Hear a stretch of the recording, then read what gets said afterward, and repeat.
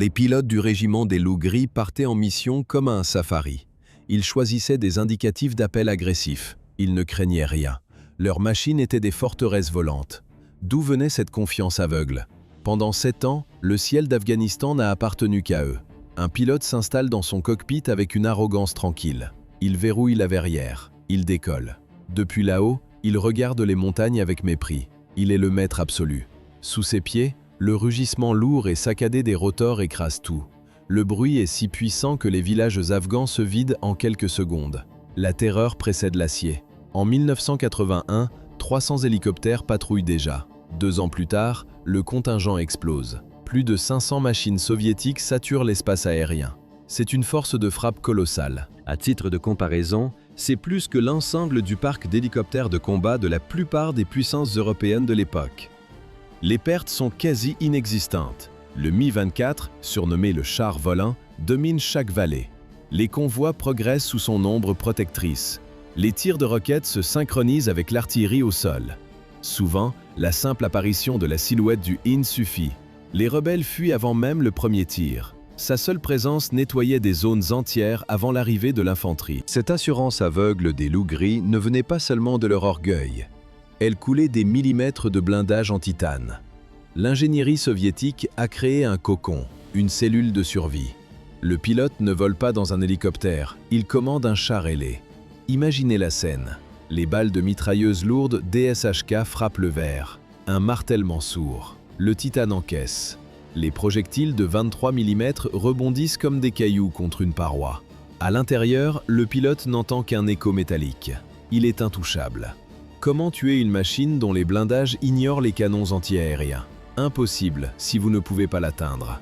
La mécanique du Mi-24 est une brute thermique.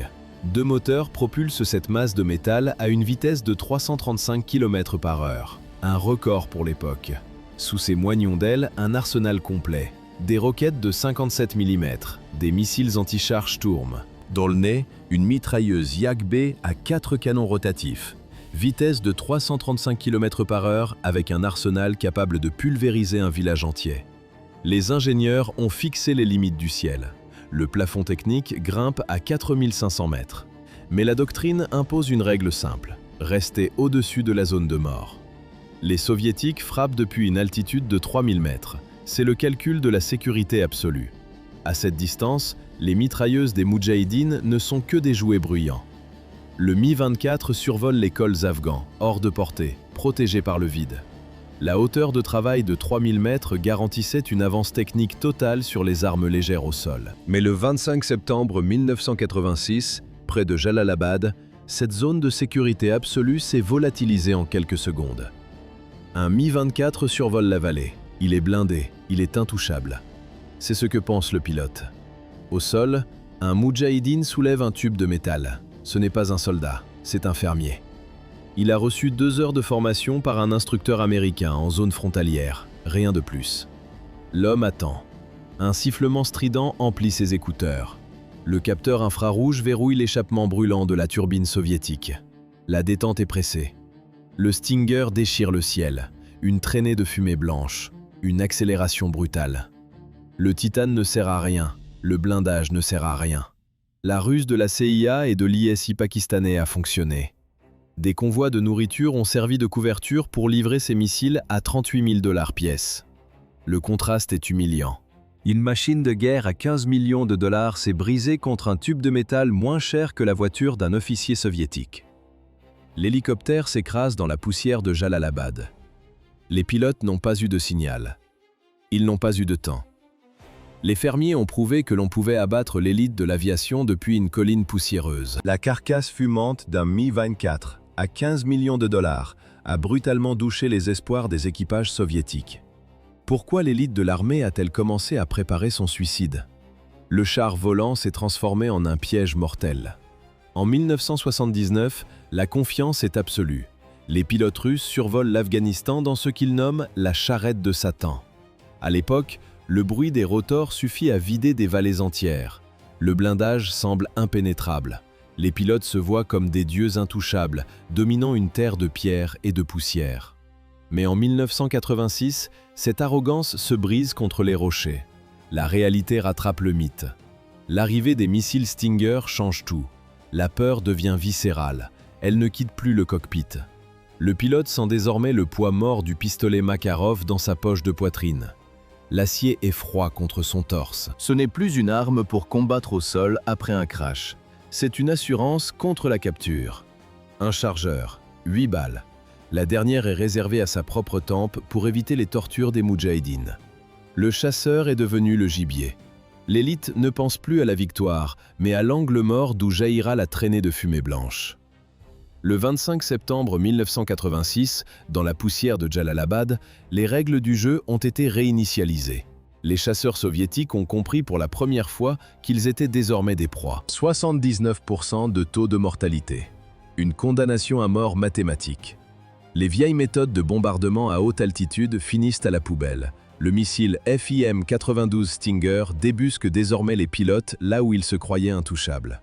Comment tromper une machine qui voit aussi bien la chaleur que la lumière? C'est impossible.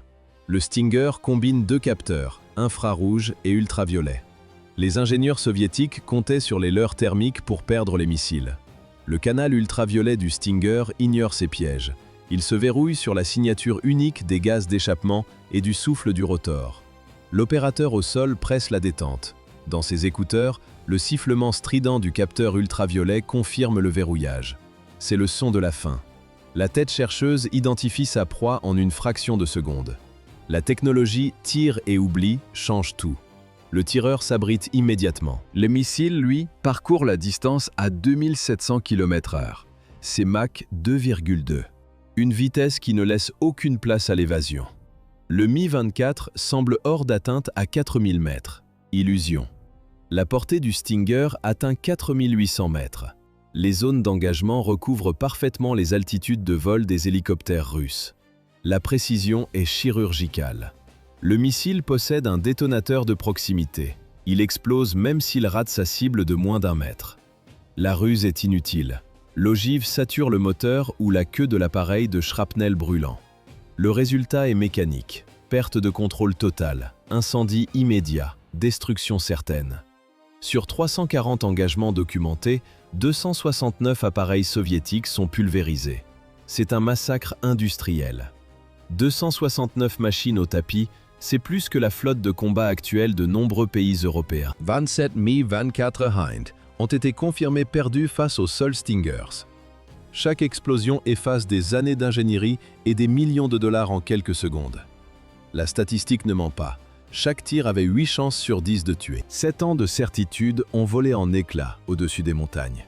Les généraux à Moscou pensaient le Mi-24 invincible, une forteresse de titane, un prédateur intouchable.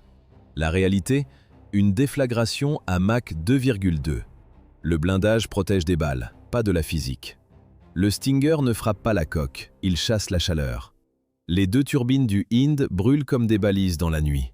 Le pilote n'a aucune chance. Aucun virage, aucune accélération ne s'oppose à 3 kg d'explosifs filant à 2700 km/h.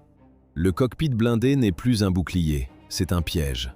Le choc a paralysé le commandement à Jalalabad. Puis la panique a gagné le Kremlin. Les rapports de perte ne sont plus des rumeurs, ce sont des chiffres froids. 7 ans de doctrine aérienne partent en fumée. L'économie de cette guerre devient absurde. Un hélicoptère de plusieurs millions de dollars contre une munition bon marché. L'ennemi ne met même pas un pied sur le sol afghan. Il se contente d'envoyer des caisses de missiles par la frontière. L'odeur du kérosène brûlé empestait les pistes de décollage. Elle arrivait aux narines des mécaniciens bien avant les rapports officiels.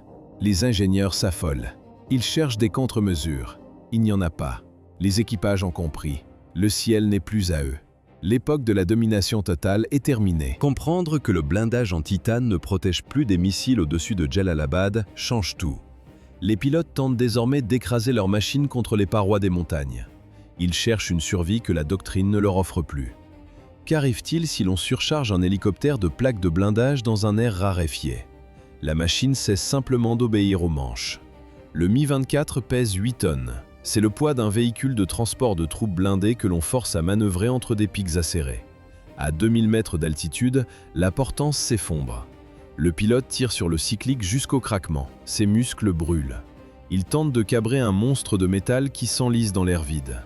Dans la cabine, la chaleur est étouffante. Les lourdes plaques d'acier ajoutées au plancher transforment le cockpit en une étuve de fer. Le ciel est devenu une double impasse. Au-dessus de 2000 mètres, c'est la zone de mort. Le chercheur thermique du Stinger verrouille les deux moteurs.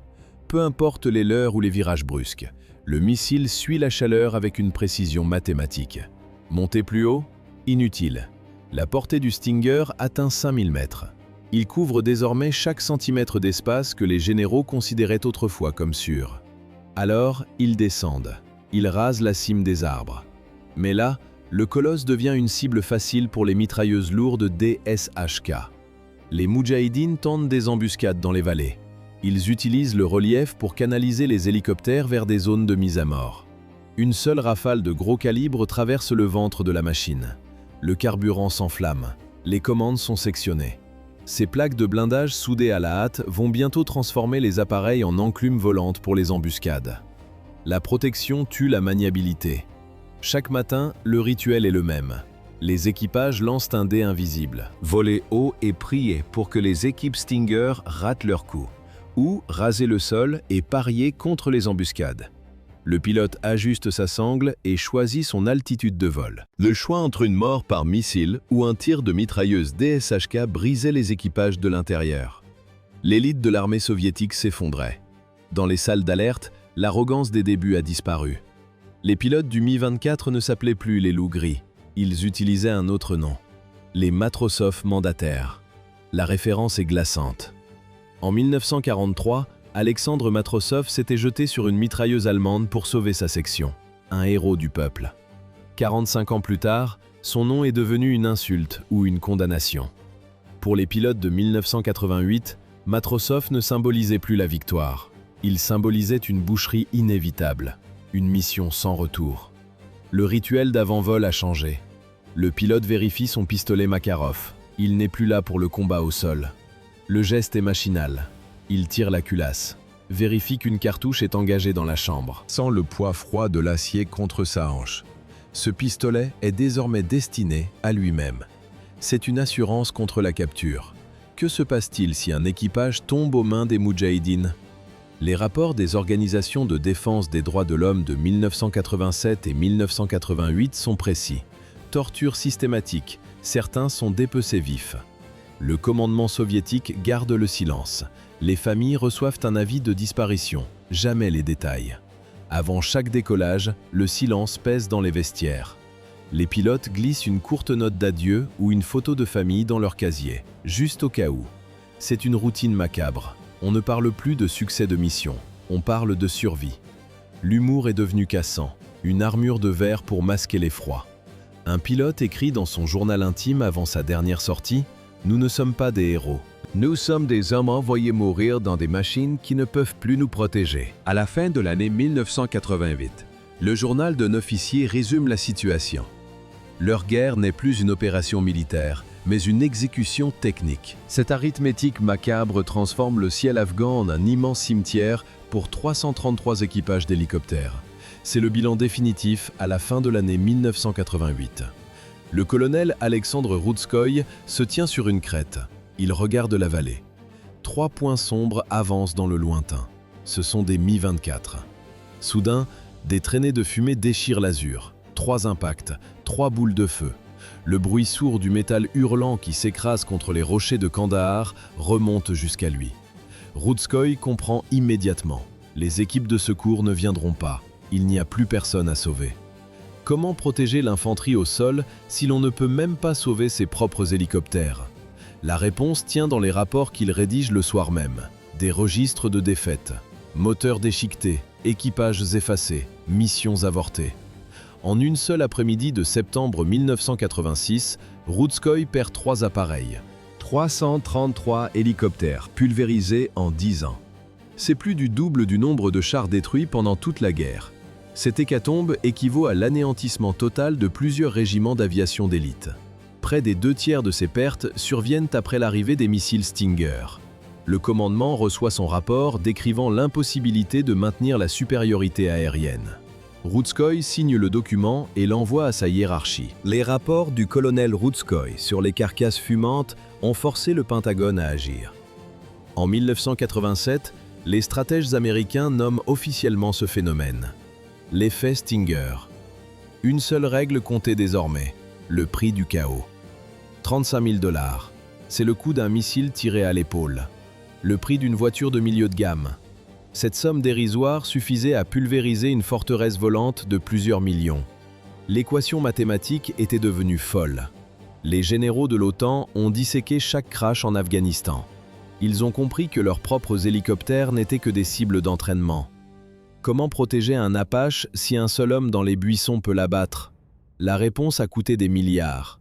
Les ingénieurs ont dû repenser la signature thermique des moteurs. Les pilotes européens ont appris à raser le sol. Mais la technologie n'était pas le plus grand risque.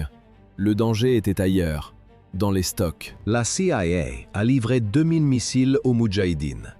Après le départ des Soviétiques, les Américains ont tenté de les racheter. Échec total. Les chefs de guerre ont gardé leurs lanceurs. Ils savaient que c'était leur meilleure monnaie d'échange. 600 missiles ont disparu des radars. C'est le trou noir de la sécurité mondiale. Ces 600 Stingers sont devenus des fantômes. Ils ont refait surface bien loin des montagnes afghanes. On les a retrouvés en Tchétchénie. On les a vus au Sri Lanka. Des armes de pointe éparpillées sur les marchés noirs de la planète. 600 missiles. C'est le reliquat d'une guerre finie. Un arsenal fantôme dispersé dans les Balkans, en Tchétchénie ou au Sri Lanka. Ces projectiles sont devenus les échos d'un désastre financier absolu. Le calcul est brutal. L'Union soviétique a englouti 240 milliards de dollars dans le gouffre afghan. En face, le programme Stinger n'a coûté que 3 milliards de dollars aux États-Unis. 240 contre 3. L'écart est absurde. Cet argent aurait pu sauver l'économie agonisante de tout un empire. À la place, il a fini en colonne de fumée noire dans la vallée du Panjshir. Chaque Mi-24 abattu transformait des millions de roubles en ferraille brûlante. Le prix d'un Stinger, 35 000 $. Le prix d'une voiture correcte pour détruire une forteresse volante. L'arrogance technologique se paye toujours cash. Le sang des pilotes a servi de monnaie d'échange à des erreurs stratégiques monumentales. Ce schéma ne meurt jamais. 35 ans plus tard, l'histoire bégaye en Ukraine et en Syrie. Les hélicoptères russes tombent encore sous les missiles occidentaux. La leçon est identique. Le blindage est une illusion face à l'adaptation. Les épaves calcinées de 2024 ressemblent trait pour trait à celles de 1987. Au milieu des débris, les survivants réécrivent les règles.